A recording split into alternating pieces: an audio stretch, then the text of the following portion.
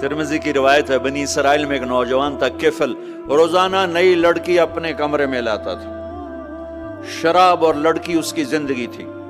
ایک رات ایک لڑکی کو لے کر آیا، 60 دینار 60 دینار پاکستان کا 12 لاکھ روپیہ بنتا ہے، اور آپ کا 1 لاکھ بنتا ہے۔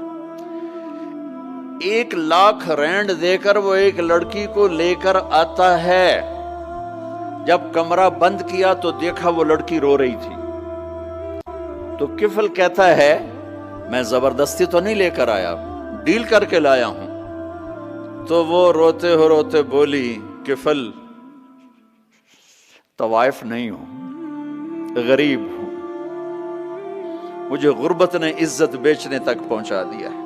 وہ لڑکی رونے لگی، کفل عزت دار ہوں، مجھے غربت نے طوائف بنا دیا ہے۔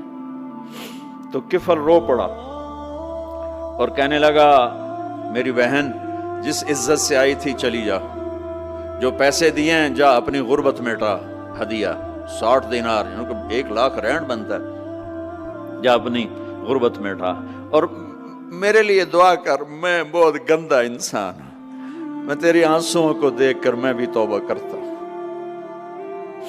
وہ لڑکی گھر پہنچی، پیچھے کفل مر گیا، اس کو نہیں پتا موت آئی کھڑی ہے سر پہ، وہ مر گیا۔ اللہ آخرت سے پردہ نہیں اٹھایا اللہ نے۔ وَمِن وَرَائِهِمْ بَرْزَخٌ إِلَى يَوْمِ يُبْعَثُونَ، پردہ ہے، مر گیا، کیسے مرا، کس حال میں مرا، کچھ پتہ نہیں ہے، اس کی قدردانی پہ قربان جاؤں۔ کل اگر یہ مردہ ملتا نا اپنے گھر میں، اس کو کسی نے اٹھانا نہیں تھا، کمرے میں ہی دبا دینا تھا، وہیں پتھروں میں اس کو دبا دینا تھا، یہ ایسا انسان تھا، لیکن وہ تو توبہ کر چکا تھا۔ اور توبہ کے بعد کی زندگی 15 منٹ، آدھا گھنٹہ، گھنٹہ، سوا گھنٹہ، 2 گھنٹے ہے، اور 30 سال کی زندگی زنا اور شراب میں ہے، اور آدھے گھنٹے کی زندگی میں صرف نیت کی ہے۔ کل تک تو بھی سورج میں نہیں دیکھا اور موت نے آ کے اٹھا لیا۔ صبح جب ہوئی تو لوگوں نے دیکھا کفل کے گیٹ پہ لکھا ہوا تھا، ان اللہ قد غفر للکفل، لوگوں اللہ نے کفل کو معاف کر دیا۔ یہ کیوں لکھوایا؟ یہ کیوں لکھوایا؟ اس لیے لکھوایا کہ اب یہ ہمارا دوست ہے، آؤ اس کو عزت سے ہمارے پاس پہنچاؤ۔ یہ شرابی بھی تھا، یہ زانی بھی تھا، یہ سب کچھ تھا۔